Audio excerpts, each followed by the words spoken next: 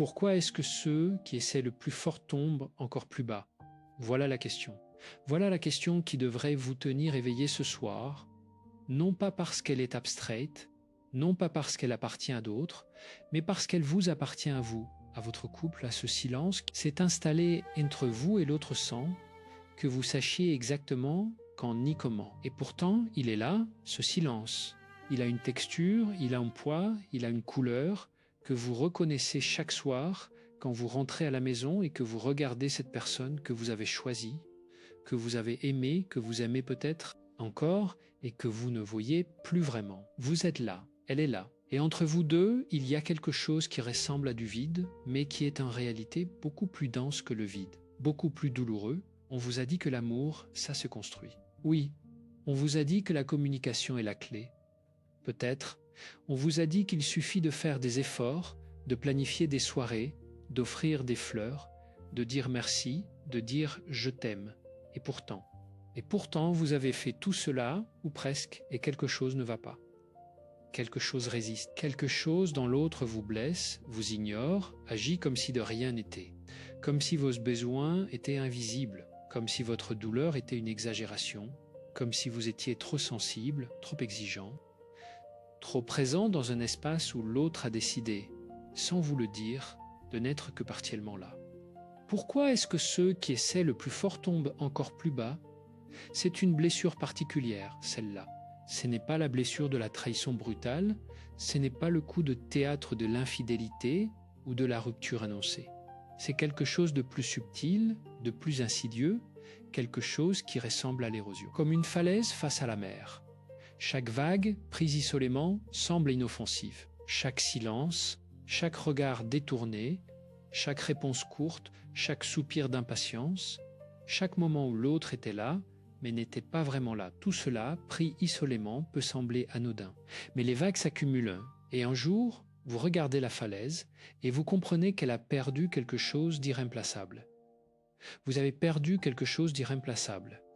Imaginez un mardi soir ordinaire. Pas un soir de crise, pas un soir de larmes ou de crise. Un mardi soir banal, comme des centaines d'autres. Vous rentrez du travail fatigué, elle est là dans la cuisine, ou lui, peu importe, l'autre est là, concentré sur son téléphone, et vous dites quelque chose de simple. Quelque chose comme « Je suis vraiment épuisé aujourd'hui ». Et l'autre lève à peine les yeux. L'autre dit « Millière, ouais ». Et repose les yeux sur l'écran, c'est tout. Rien de dramatique, rien de volontairement cruel. Juste une micro-absence, une micro-indifférence, une micro-trahison de la présence. Et vous, vous allez vous asseoir ailleurs, vous prenez vous-même votre téléphone et vous faites semblant que ça ne fait rien. Mais ça fait quelque chose. Ça fait toujours quelque chose. Ce mardi soir apparemment insignifiant, est le laboratoire de votre relation. C'est là que tout se joue. Pas lors des grandes disputes, pas lors des anniversaires ou des vacances où vous faites l'effort conscient de vous reconnecter. C'est dans ce mardi soir banal que se décide si votre lien se renforce ou s'effrite, si l'autre vous voit ou ne vous voit pas, si vous existez l'un pour l'autre ou si vous coexistez simplement comme deux étoiles dans des galaxies différentes, proches à son apparence sur la carte du ciel, mais séparées en réalité par des distances que la lumière met des millénaires à parcourir. Et si vous vous reconnaissez dans ce mardi soir, si vous vous reconnaissez dans cette scène, alors peut-être que ce que vous allez découvrir ici va changer quelque chose pour vous. Pas un changement spectaculaire du jour au lendemain, mais un changement réel, ancré, durable. Le genre de changement dont on ne parle pas assez parce qu'il est trop simple, trop humain, trop à portée de main pour qu'on lui fasse confiance. Si vous avez déjà vécu quelque chose de similaire, si vous avez déjà eu cette sensation d'être seul à deux, alors restez. Ce que vous allez atteindre concerne directement votre vie, votre relation, votre avenir ensemble. Et si ce n'est pas encore votre réalité quotidienne, restez quand même, parce que comprendre ces dynamiques avant qu'elles s'installent, c'est le cadeau le plus précieux que vous puissiez faire à votre couple. Posez un commentaire d'ailleurs, juste un mot. Est-ce que vous avez déjà eu cette sensation d'être là, mais de ne pas être vu? Ce simple retour aide à comprendre ce que vous traversez.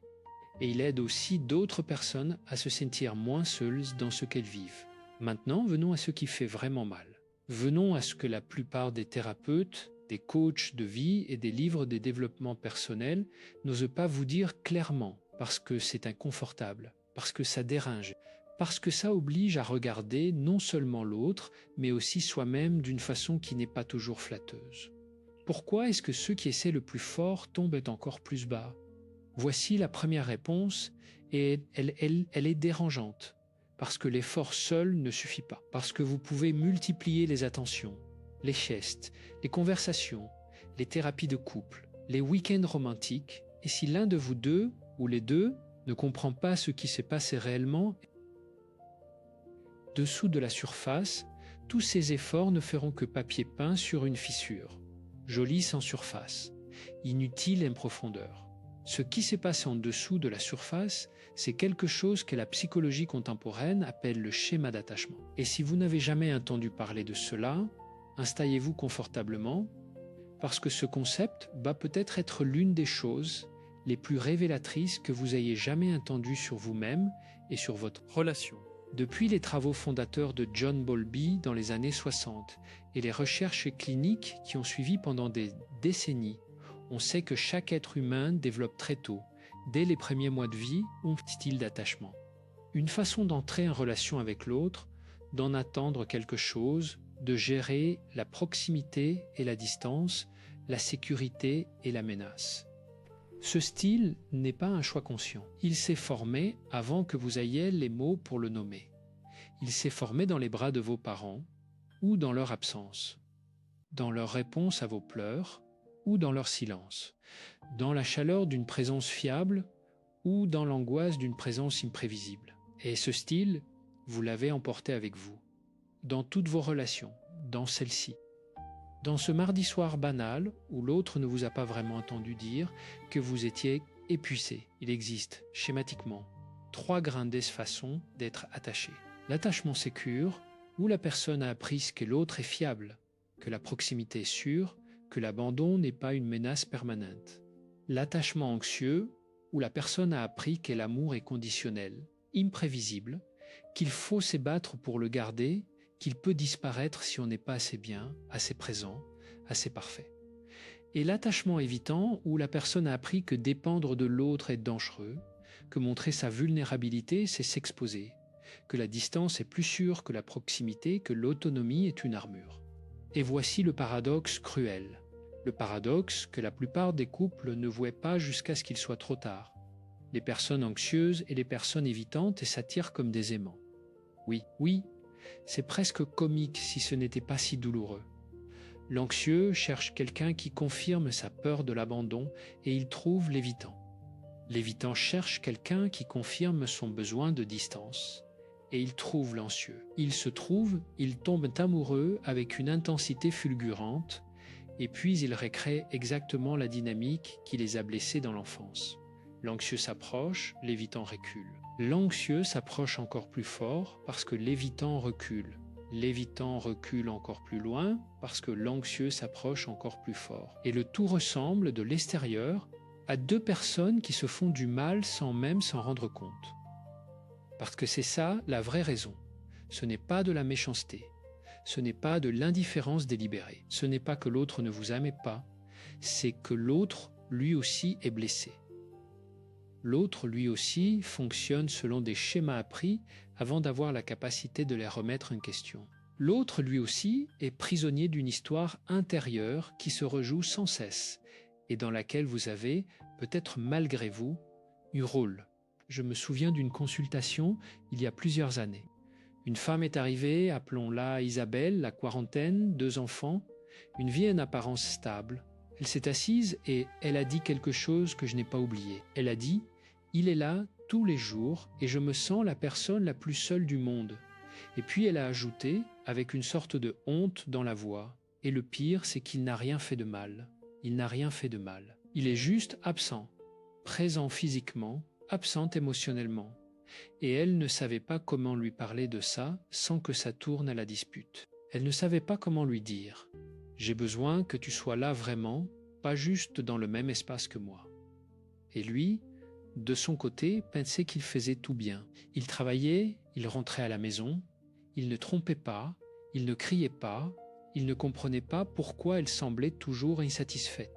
Il ne comprenait pas parce que personne ne lui avait jamais appris à lire les signaux émotionnels, à répondre à une demande de connexion, à transformer une présence physique en présence émotionnelle. Pourquoi est-ce que ceux qui essaient le plus fort tombent encore plus bas? Parce que vous pouvez essayer de communiquer avec quelqu'un qui n'a pas les outils pour vous entendre. Pas parce qu'il ne le veut pas, mais parce qu'il ne sait pas comment. Et cette distinction entre ne pas vouloir et ne pas savoir, cette distinction est fondamentale. Elle change tout à la façon dont vous voyez l'autre. Elle change tout à la façon dont vous pouvez avancer ensemble. Mais voici où la peur doit entrer. Voici où vous devez vous asseoir avec cette réalité et la regarder en face, sans la minimiser, sans la romantiser, sans vous dire que ça ira mieux tout seul avec le temps. Non, non, non. Les schémas d'attachement non conscients ne s'améliorent pas avec le temps. Ils s'approfondissent, ils se renforcent. Chaque mardi soir où vous n'êtes pas entendu, chaque demande de connexion ignorée, chaque moment de vulnérabilité accueilli par le silence ou la fuite. Tout cela s'imprime dans votre système nerveux. Tout cela construit un récit intérieur qui dit « Je ne vaux pas la peine d'être entendu. Je ne vaux pas la peine d'être vu. L'amour ne dure pas. L'intimité est dangereuse. » Et ce récit, vous ne le gardez pas pour vous. Non, ce récit, vous le transmettez. Vous le transmettez à vos enfants qui vivent dans cet espace entre vous deux, qui respirent l'air de votre relation, qui apprennent, sans qu'on le leur enseigne explicitement, ce qu'est l'amour, ce qu'est une relation, ce que signifie être un couple. Les enfants sont des éponges neurales extraordinairement sensibles. Ils ne lisent pas vos mots, ils lisent vos corps. Ils lisent la tension dans vos épaules quand vous vous parlez. Ils lisent le regard que vous ne vous portez plus. Ils lisent le silence du dîner, la distance du canapé, la façon dont vous évitez de vous toucher. Et ils intègrent tout ça comme une définition de l'amour. Des recherches conduites par des équipes de psychologie du développement ont montré, de façon répétée, que les enfants qui grandissent dans des environnements de désengagement émotionnel chronique entre les parents développent significativement plus de difficultés dans leurs propres relations adultes. Ils sont plus susceptibles de reproduire exactement les schémas d'attachement insécures qu'ils ont observés. Anxieux parce qu'ils ont grandi dans l'incertitude affective. Évitant parce qu'ils ont appris que la proximité émotionnelle est inconfortable ou dangereuse. Ils ne le choisissent pas, ils le reçoivent comme un héritage. Un héritage que personne n'a voulu leur laisser, mais que personne n'a su comment ne pas transmettre. Et si vous pensez que vos enfants ne voient pas, ne sentent pas, ne comprennent pas, permettez une précision. Ils voient tout, ils sentent tout. Ils ne comprennent pas avec les mots, mais ils comprennent avec leur corps, avec leurs émotions, avec cette intelligence primitive et profonde qui précède le langage. Un enfant de 3 ans qui sent la tension entre ses parents ne peut pas vous dire qu'il la sent. Mais cette tension vit en lui. Elle influence son sommeil, son comportement, sa capacité à réguler ses propres émotions. Elle influence sa façon de s'attacher à vous, à ses frères et sœurs, à ses amis, à ses futurs partenaires. Vous voyez la chaîne, vous voyez comment ce qui semble être un problème entre 2 adultes est en réalité quelque chose qui se propage, qui s'étend, qui touche tout ce qui est vivant dans votre maison. Et pourtant, voici le moment du renversement. Le moment où ce qui semble être le problème devient la porte vers la solution. Parce que si les schémas s'apprennent, ils peuvent aussi se désapprendre. Si l'attachement insécure se forme, l'attachement sécure peut aussi se construire. Même à l'âge adulte, même après des années de dynamique douloureuse, même quand vous pensez qu'il est trop tard. Non, non, il n'est pas trop tard. Jamais vraiment trop tard pour les êtres qui décident de voir. Mais avant d'arriver aux outils, avant d'arriver à ce que vous pouvez faire concrètement dès aujourd'hui, il faut regarder encore un peu plus loin dans l'obscurité. Il faut comprendre ce qui se passe quand on ne fait rien, quand on laisse les choses continuer ainsi, quand on se dit que c'est normal, que tout le monde vit ça, que l'amour passionnel se transforme naturellement en amour tranquille et que ce vide, eh bien, c'est juste la maturité d'une relation. Non, ce vide n'est pas la maturité. Ce vide est un signal. Et les signaux ignorés deviennent des symptômes. Voici ce que la recherche clinique montre avec une cohérence troublante. Les couples qui maintiennent un état de désengagement émotionnel chronique, ce que l'on pourrait appeler la cohabitation froide, vivent d'une détérioration progressive et prévisible de leurs liens.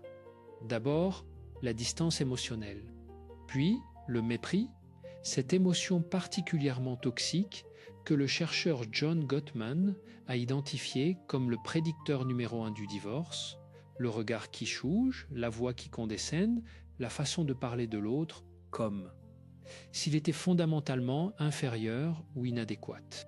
Ensuite, le retranchement, où chacun se ferme, cesse d'essayer, cesse même de se disputer.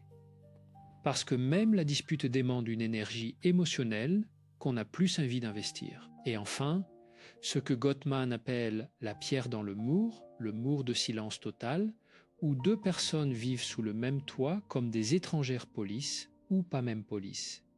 Et à ce stade, quelque chose d'autre peut entrer, quelque chose que personne ne veut nommer, mais que tout le monde craint. Parce que la solitude a deux crée une vulnérabilité particulière. Elle ouvre une porte intérieure. Et dans cette ouverture, quelqu'un d'autre peut entrer. Pas forcément parce qu'il y a une mauvaise intention. Pas forcément parce que l'un de vous s'est fondamentalement infidèle, mais parce que l'être humain a un besoin viscéral de connexion et que si ce besoin n'est pas satisfait dans la relation principale, il cherchera à l'être ailleurs, toujours. C'est un besoin aussi fondamental que manger ou dormir. Et prétendre qu'on peut y résister indéfiniment par pure volonté, c'est ne pas comprendre la nature humaine. Pourquoi est-ce que ceux qui essaient le plus fort tombent encore plus bas ? Parce qu'ils essaient sans comprendre, parce qu'ils travaillent sur les symptômes sans toucher aux racines, parce qu'ils cherchent des solutions de surface à des problèmes d'une profondeur qu'ils n'ont pas encore accepté de regarder. Et votre maison, ce lieu qui devrait être le sanctuaire de votre vie intérieure, de votre repos, de votre sécurité, peut devenir, si vous ne faites rien, ce que l'on pourrait appeler une cage de cristal, transparente. Belle vue de l'extérieur, suffocante vue de l'intérieur. Un espace où vous pouvez voir la lumière mais ne plus la sentir sur votre peau. Un espace où vous coexistez sans vous rencontrer, où vous partagez un toit, peut-être des enfants, peut-être des finances, peut-être même des vacances, mais plus rien de ce qui donne un sens à tout cela. Plus cette chaleur invisible qui transforme une maison en foyer. Plus cette certitude que l'autre est là, vraiment là. Et que dans cela, il y a de la joie. Escucha, atiende. Ce n'est pas une description de votre avenir inévitable. C'est une description de ce qui arrive quand on ne comprend pas et quand on ne fait rien. Et vous êtes ici précisément parce que vous voulez comprendre. Vous êtes ici précisément parce que vous ressentez que quelque chose doit changer. Et cette intuition, cette résistance intérieure qui vous a amené jusqu'ici, c'est la partie la plus saine de vous qui se manifeste. Honorez-la. Alors maintenant, enfin, voici ce que vous pouvez faire. Voici les outils. Voici les pratiques concrètes, ancrées dans la psychologie clinique et dans la pleine conscience, qui peuvent transformer votre relation de façon réelle et durable. Pas du jour au lendemain, personne ne vous promettra cela honnêtement, mais de façon réelle et durable, chaque jour sans exception. La première chose, et elle est peut-être la plus difficile, c'est de nommer ce qui se passe sans accuser.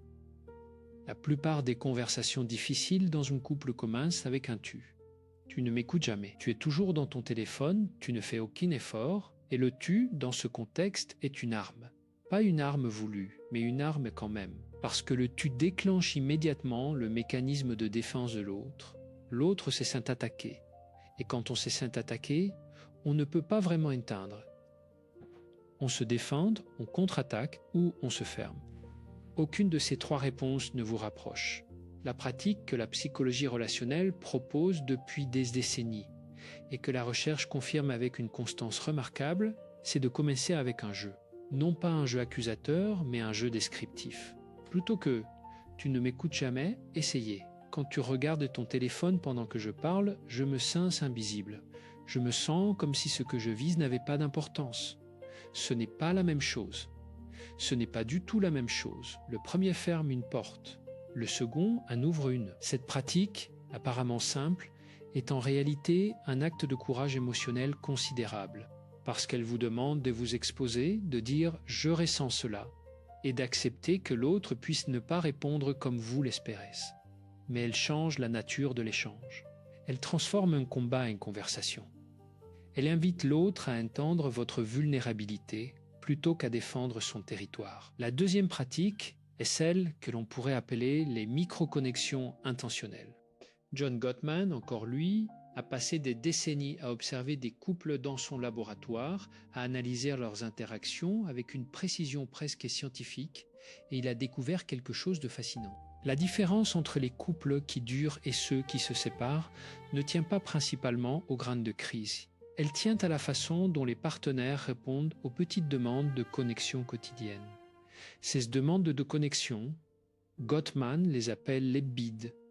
Ce sont des signaux, souvent subtils, parfois même inconscients, par lesquels une personne dit à l'autre « Je suis là, regarde-moi, rejoins-moi dans ce moment ». Vous regardez par la fenêtre et vous dites « Oh, regarde comme ce ciel est beau ce soir ». C'est une invitation à partager un instant de présence. L'autre peut se tourner vers vous, vous rejoindre dans ce regard, dire « Oui, il est magnifique ». Ou l'autre peut continuer à regarder son écran et murmurer quelque chose d'indistinct. Les couples sécures se tournent vers ces invitations la grande majorité du temps. Les couples en difficulté les ignorent ou les rejettent dans une proportion beaucoup plus élevée.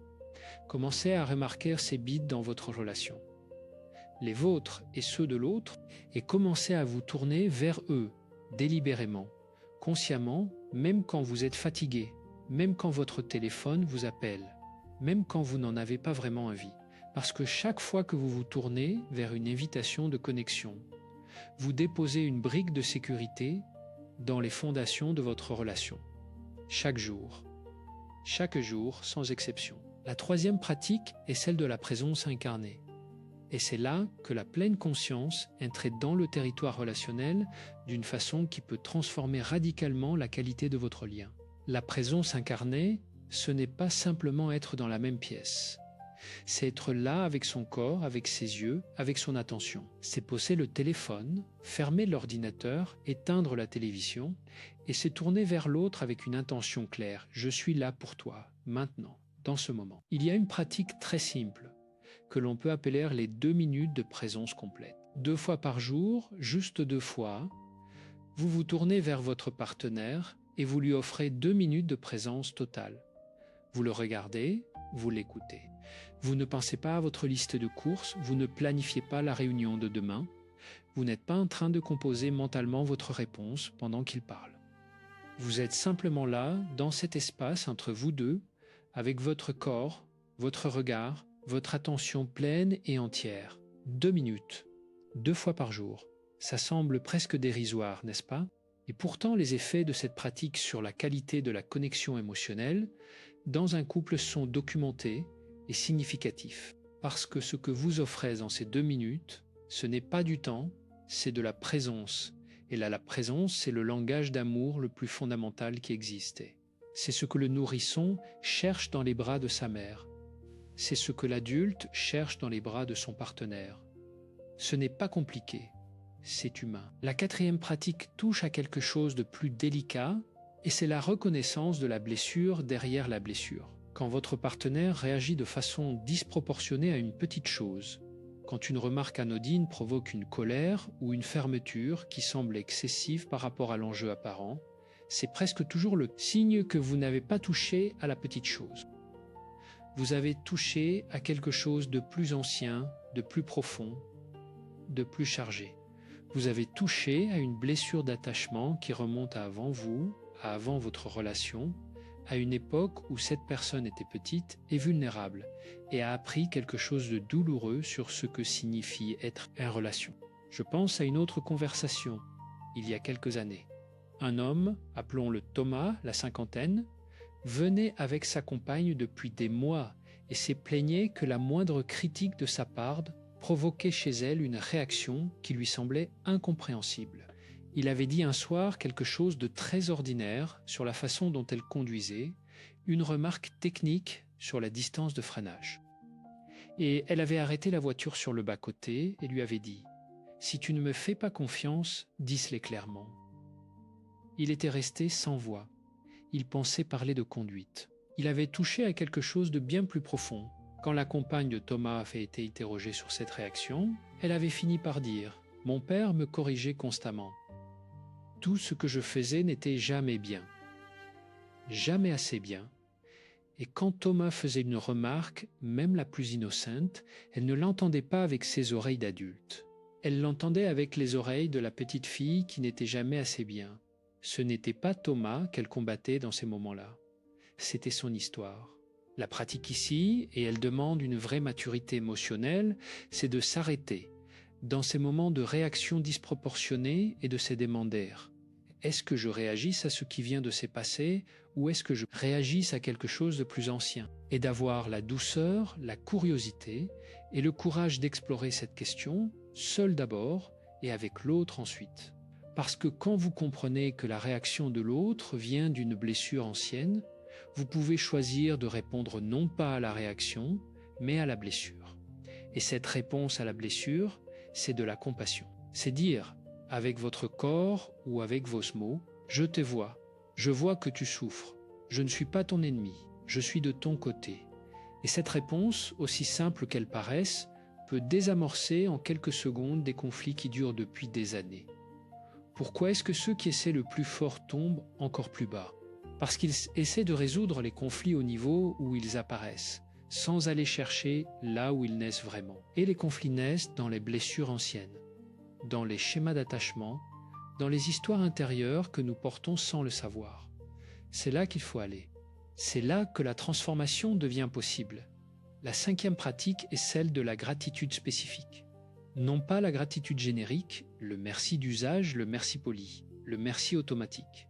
La gratitude spécifique, incarnée, qui nomme quelque chose de précis que l'autre a fait et qui a eu un effet réel sur vous. Il y a une différence immense entre dire « tu es quelqu'un de bien » et dire « ce matin, quand tu t'es levé avant moi pour préparer le café parce que tu savais que j'avais une journée difficile. Ça m'a touché, ça m'a rappelé que tu pensais à moi. Que je compte pour toi, la première phrase est un compliment. La seconde est une connexion. Les recherches sur la psychologie positive des relations montrent que les couples qui pratiquent régulièrement la gratitude spécifique développent une résilience relationnelle significativement plus élevée. Pas parce que la gratitude efface les problèmes, mais parce qu'elle crée un fond de sécurité émotionnelle sur lequel les problèmes peuvent être abordés sans menacer le fondement du lien. Elle rappelle à chacun que l'autre n'est pas l'ennemi, que l'autre est aussi et peut-être avant tout un allié. La 6e pratique, et c'est l'une des plus puissantes et des moins pratiquées, c'est la réparation intentionnelle. Toutes les relations, absolument toutes, connaissent des moments de rupture de connexion. Des moments où on dit quelque chose de blessant, où on réagit trop vite, où on ferme une porte qu'on aurait dû laisser ouverte. Ce n'est pas l'absence de ces moments qui définit un couple sain. C'est la capacité à les réparer. Les couples sécures réparent rapidement et avec une certaine grâce. Ils reviennent sur ce qui s'est passé, ils le nomment, ils s'excusaient quand c'est nécessaire et ils se reconnectent. Les couples en difficulté laissent les ruptures s'accumuler sans les réparer et chaque rupture non réparée s'ajoute à un stock de ressentiment qui finit par devenir un mur. La pratique de la réparation intentionnelle, c'est de revenir, même des heures après, même le lendemain, et de dire quelque chose comme « Hier soir, quand j'ai répondu sèchement à ce que tu me disais, ce n'était pas. Juste. J'étais fatigué et je t'ai fait payer ma fatigue. Je regrette. Ce n'est pas une grande chose en apparence. Mais sur le plan émotionnel, c'est immense. Parce que ça dit à l'autre, tu comptes assez pour que je revienne sur ce qui s'est passé. Tu comptes assez pour que je mette de côté mon orgueil. Tu comptes. Et l'orgueil, parlons-en, puisqu'il est souvent l'ennemi silencieux de la réparation. L'orgueil qui dit « Pourquoi est-ce que ce serait toujours moi qui revient en premier ?» L'orgueil qui dit « Si je m'excuse, je donne raison à l'autre. » L'orgueil qui dit « Il ou elle devrait savoir ce qu'il ou elle a fait. » Cet orgueil est humain, compréhensible et absolument destructeur pour un lien vivant. Parce que l'orgueil protège l'ego, mais il isole l'âme. et dans la solitude que crée cet orgueil, la relation meurt lentement, dignement et inutilement. Il existe aussi une pratique tirée directement de la pleine conscience qui peut transformer la qualité de votre présence dans votre relation. Et c'est ce que l'on pourrait appeler la pause respiratoire relationnelle. Quand vous sentez que vous êtes sur le point de dire quelque chose que vous allez regretter, quand vous sentez la tension monter dans votre corps, la chaleur dans la poitrine, le serrement dans la gorge avant de parler. Avant de réagir, prenez 3 respirations profondes et conscientes. Cela prend 15 secondes. 15 secondes qui peuvent changer complètement la direction d'une conversation. Parce que dans ces 15 secondes, vous passez du mode réactif, où c'est votre système nerveux primitif qui parle, au mode réflexif, où c'est vous, votre intelligence émotionnelle, votre capacité à choisir, qui peut reprendre la parole. Ça semble simple, c'est simple. Et en même temps, c'est l'une des choses les plus difficiles à faire dans un moment de tension, parce que notre instinct est de réagir immédiatement, de nous défendre, d'attaquer, de fuir. Mais cet instinct, aussi naturel soit-il, n'est pas votre allié dans une relation intime. Il est hérité d'une époque où vos ancêtres avaient besoin de réagir en une fraction de seconde face à des prédateurs. Votre partenaire n'est pas un prédateur, même quand il vous blesse, même quand elle dit quelque chose de blessant. Ce n'est pas un prédateur, c'est quelqu'un qui souffre aussi et qui exprime sa souffrance de façon maladroite. Voici maintenant quelque chose d'important sur la question du temps. On vit dans une culture qui valorise la rapidité. Les changements rapides, les résultats immédiats, les transformations en 30 jours où on vous rembourse. Et cette culture de l'immédiateté s'applique aussi, malheureusement, aux relations. On veut que les choses changent maintenant, tout de suite, complètement. Et quand ce n'est pas le cas, on conclut que ça ne peut pas changer, que l'autre ne changera jamais, que la relation est condamnée. Mais les schémas d'attachement se sont formés sur des années, parfois des décennies. Ils ne se défont pas en une conversation, même la plus belle et la plus profonde. Ils se défont dans le temps, à travers la répétition d'expériences nouvelles, à travers la consistance, à travers ce que les psychologues appellent les expériences émotionnelles correctives. Des moments où ce que vous attendez, une réponse froide, une fuite, une attaque, ne s'est produit pas. Des moments où l'autre répond autrement que l'histoire ne l'avait prédit. Et dans ces moments, quelque chose s'est réécrit dans le système nerveux, lentement mais réellement. C'est pour cela que la consistance est plus importante que l'intensité dans le travail sur une relation. Vous pouvez avoir une grande conversation de réconciliation, un samedi soir, et reprendre les vieux schémas dès le lundi matin. Ce n'est pas la grande conversation qui change les choses. Ce sont les petits gestes quotidiens, répétés, cohérents, qui construisent une nouvelle façon d'être ensemble. Chaque jour, sans exception. Et si vous avez des enfants, pensez à eux dans ce processus. Pensez à eux non pas comme une pression supplémentaire, non pas comme une raison de vous forcer à rester dans quelque chose qui ne fonctionne plus, mais comme une invitation à devenir la version la plus consciente, la plus guérie, la plus présente de vous-même.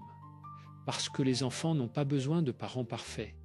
Ils ont besoin de parents qui tentent, qui s'excusent quand ils se trompent, qui se regardent avec tendresse même dans les moments difficiles, qui leur montrent que l'amour n'est pas l'absence de conflits, mais la capacité à traverser les conflits sans se détruire. Un enfant qui voit ses parents se disputer et puis se réconcilier, qui voit ses parents dire « je suis désolé » et recommencer à se parler, qui voit ses parents rire ensemble après une tension. Cet enfant apprend quelque chose d'inestimable. Il apprend que les relations peuvent survivre au conflit. Il apprend que la vulnérabilité est possible. Il apprend que l'amour est un verbe, une action, une pratique, pas un état permanent et acquis. Il apprend à son tour à construire des relations saines, à réparer, à se reconnecter. Vous lui transmettez un héritage d'une valeur incommensurable. Et maintenant, une question que tout le monde se posait, mais que peu osent formuler clairement. Que faire quand l'autre ne veut pas changer?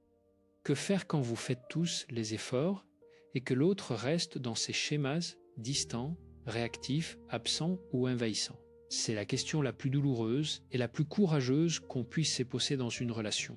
La réponse honnête est celle-ci. Vous ne pouvez pas forcer l'autre à changer. Vous ne pouvez jamais forcer l'autre à changer.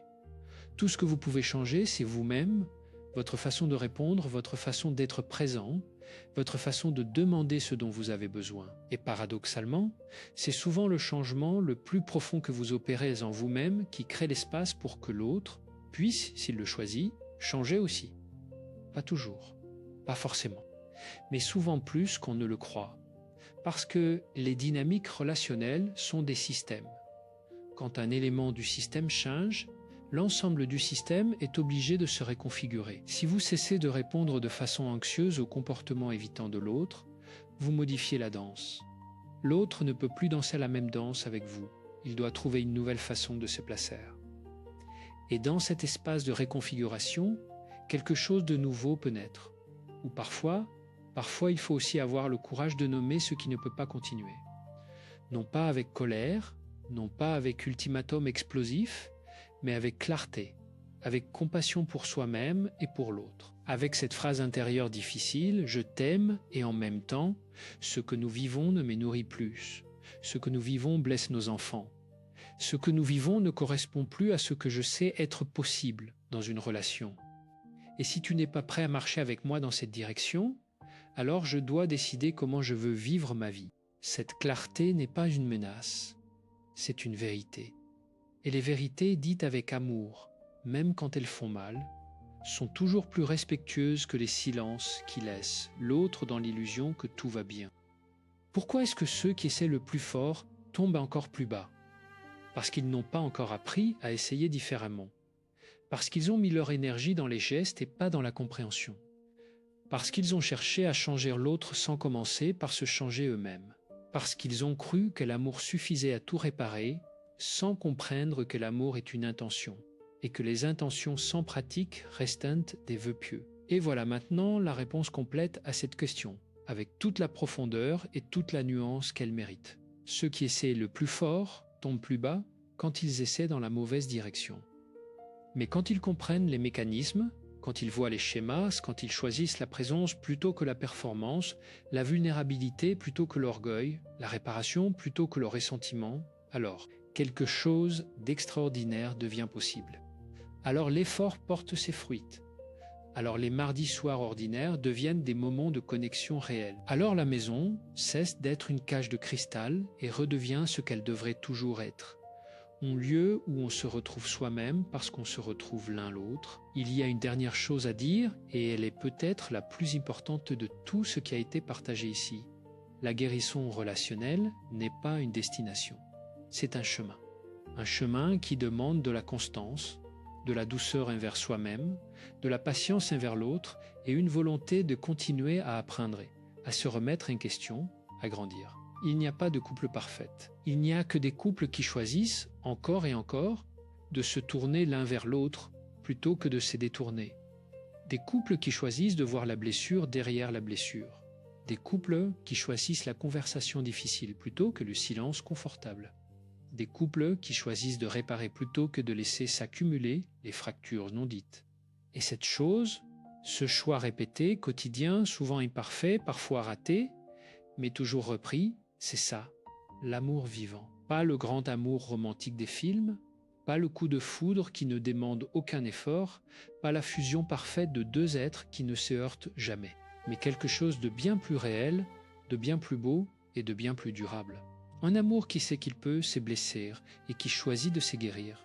Un amour qui sait qu'il peut se perdre et qui choisit de se retrouver. Un amour qui regarde l'autre un mardi soir ordinaire et décide, sans raison spectaculaire, de poser son téléphone et de dire « Dis-moi comment tu vas, vraiment ».